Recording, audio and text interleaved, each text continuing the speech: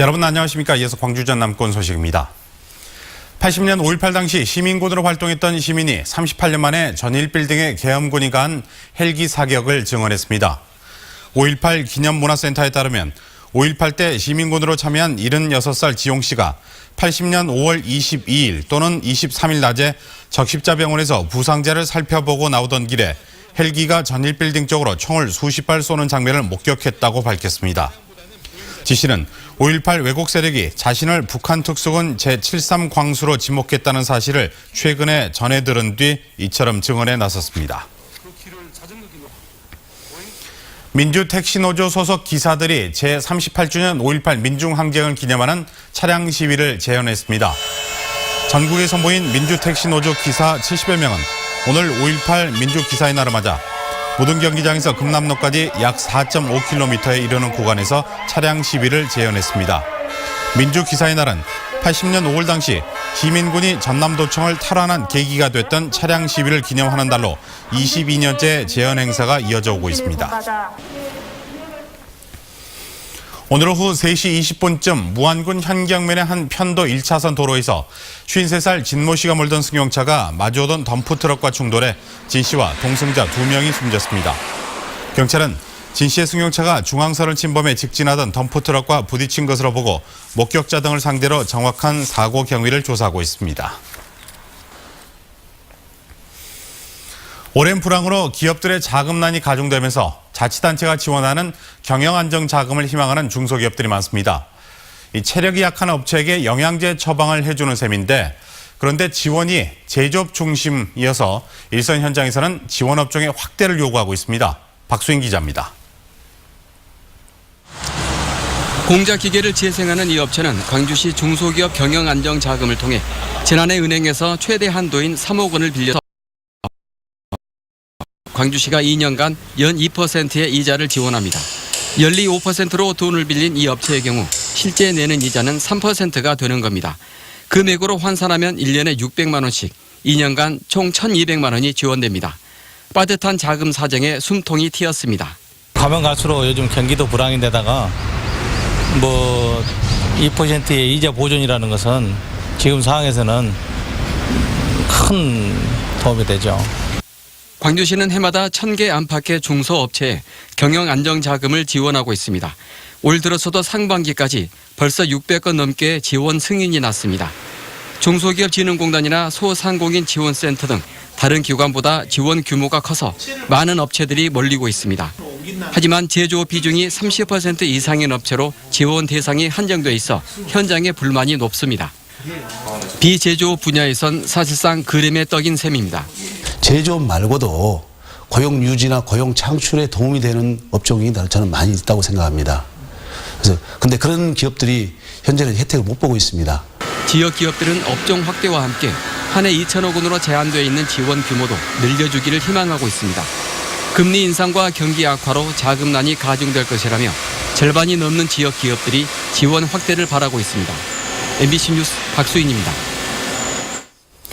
건설 현장에서의 안전사고가 끊이지 않고 있습니다. 안전에 대한 불감증이 여전히 가장 큰 원인으로 지적되고 있습니다. 조희연 기자입니다. 지난해 전국에서 업무상 사고로 숨진 건설 현장 노동자는 460여 명. 전체 산업재해는 매년 줄어드는 추세지만 건설 현장 재해는 오히려 증가하고 있습니다. 재해 유형별로는 추락재해가 56.2%로 절반 이상을 차지하는 것으로 나타났습니다. 한 빌라 신축 공사 현장을 찾아가 봤습니다. 현장 근로자 가운데 최소한의 안전장비인 안전모를 쓴 사람이 전체 근로자의 절반조차 되지 않습니다. 이가 빠진 것처럼 작업 발판이 사라진 곳이 있는가 하면 계단 옆에 설치되어야 할 난간도 없습니다. 이처럼 안전시설을 제대로 갖추지 않은 현장이 많은 까닭에 안전사고가 끊이지 않고 있습니다. 특히 10명 미만이 작업하는 소규모 건설 현장이 안전사고에 가장 취약한 것으로 드러났습니다. 지난해 안전수칙 미준수로 적발된 사업장은 여수 지역에서만 120여 곳에 달합니다. 추락재 예방에 대해서는 기본적으로 인식들이 좀 변화가 안 되고 있다고 보여집니다. 그러니까 안전시설 설치에 대한 어떤 그 중요성이나 또 개인보호 착용에 대한 중요성들이 건설업계 노동자들은 안전사고가 반복되는 원인을 구조적인 문제에 있다고 지적합니다. 업체에서 또 이제 그 밑에 하청업체로 이렇게 또 내려가는 부분이 있기 때문에 공사 금액보다 더 작은 금액으로 들어가서 그 공사 기간 단축 압축이라는 것 자체가 노동지청은 이달 말까지 관내 건설 현장을 불시에 감독해 안전수칙 미준수 사업장을 적발할 계획입니다. 하지만 처벌보다 중요한 건 예방인 만큼 현장 책임자들의 인식 변화가 무엇보다 중요해 보입니다. MBC 뉴스 조희원입니다. 값비싼 수산물의 대명사이자 건강식품으로 손꼽히는 전복이 최근에 체면을 단단히 구기고 있습니다. 끝없는 가격 하락 때문인데 전복 약신 산업의 위기로 이어지면서 완도군의 고민이 큽니다. 양현승 기자입니다. 완도군 바다에 설치된 전복 양식장은 모두 73만 칸, 전국 전체의 70%를 넘습니다. 올해 생산량만 13,500톤으로 추산됩니다. 올해 별다른 재해나 수산 질병 없이 생산은 안정적인데 소비가 부진해 전복 가격이 추락 중입니다. 지난달 1kg 기준 전복 산지 가격은 29,000원대. 2015년 5만 원 벽이 무너진 뒤 하락세가 이어지다 3만 원 선도 깨졌습니다. 여름 산란기 이전 전복 출하량이 많아져 가격 하락을 부추기는 실정.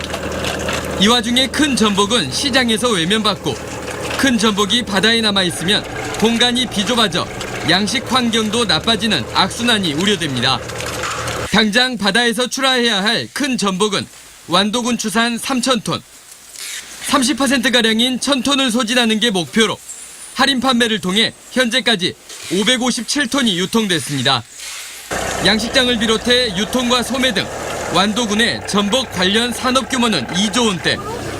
전복 산업이 무너지면 지역 경제의 뿌리가 흔들린다는 위기감 속에 완도군이 전복 판매 증대 방안 마련에 속을 태우고 있습니다. MBC 뉴스 양현승입니다. 민주노총 광주본부는 국회 환경노동위원회에 최저임금 산입 범위 논의를 중단할 것을 촉구하며 더불어민주당 이용섭 광주시장 후보 선거사무실 점거 농성에 들어갔습니다. 민주노총은 여야가 최저임금 산입 범위에 매월 지급하는 상여금과 현금성 숙식비를 포함하는 내용으로 계약 처리할 가능성이 높아졌다며 점거 농성 이유를 밝혔습니다. 5.18 당시 자위권을 행사하지 않았다는 이유로 전남경찰 가운데 유일하게 파면됐던 고 이준규 서장이 38년 만에 주목받고 있습니다. 5.18 때 목포경찰서장이었던 이 서장은 고 안병하 전남경찰국장의 지시에 따라 총기 방아쇠 뭉치를 모두 제거해 고하도 섬으로 옮겼다가 안 국장과 함께 보안사에 끌려가 고문을 당하고 5년 뒤에 후유증으로 숨졌습니다. 이 서장은 계엄사령부에 의해 자위권 행사 소홀 등으로 파면됐고 안 국장과 총경급 간부 12명은 직위 해제되거나 면직됐습니다. 증입한 세월호에서 희생자의 것으로 추정되는 유류품들이 잇따라 발견되고 있습니다.